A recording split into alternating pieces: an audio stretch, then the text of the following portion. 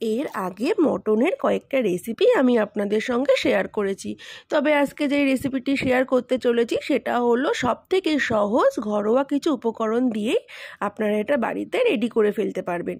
নমস্কার বন্ধুরা, আমি পম্পা আবারও চলে এলাম নতুন একটি রান্নার ব্লগ নিয়ে আপনাদের সামনে। আজ আমি রান্না করব আলু দিয়ে মটনের পাতলা ঝোল। তো শুরু করা যাক রান্নাটা। প্রথমে কড়াইতে তেল দিয়ে আলুগুলো ভেজে তুলে নিতে হবে। তারপর ওই তেলের ভেতরে গোটা গরম মশলা, তেজপাতা, জিরে ফোড়ন দিয়ে মটনের চর্বিটা দিয়ে দিতে হবে।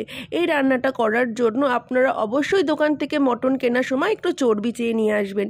চর্বি দিলে এই রান্নার টেস্টটা কিন্তু আরও বেশি ভালো হবে।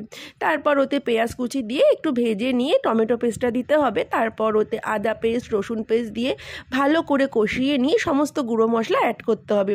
ধনে গুঁড়ো, জিরে গুঁড়ো, লঙ্কার গুঁড়ো, কাশ্মীরি লঙ্কার গুঁড়ো, হলুদ, লবণ, সামান্য একটু চিনি আর গোলমরিচ গুঁড়ো দিয়ে সামান্য একটু জল দিয়ে মশলাটাকে ভালো করে কষিয়ে নিতে হবে। তারপর ওর ভেতরে মটনটাকে দিয়ে দিতে হবে। মটনটাকে দিয়ে ভালো করে কষতে হবে। মটনটা কষানো হয়ে গেলে ওতে আলুটা দিয়ে আবারও কিছুক্ষণ কষিয়ে নিয়ে গরম জল দিয়ে দিতে হবে। এই রান্নাটা করার জন্য আপনারা অবশ্যই গরম জল ইউজ করবেন। গরম জল দিলে কিন্তু অবশ্যই রান্নাটা খেতে বেশি টেস্ট হবে।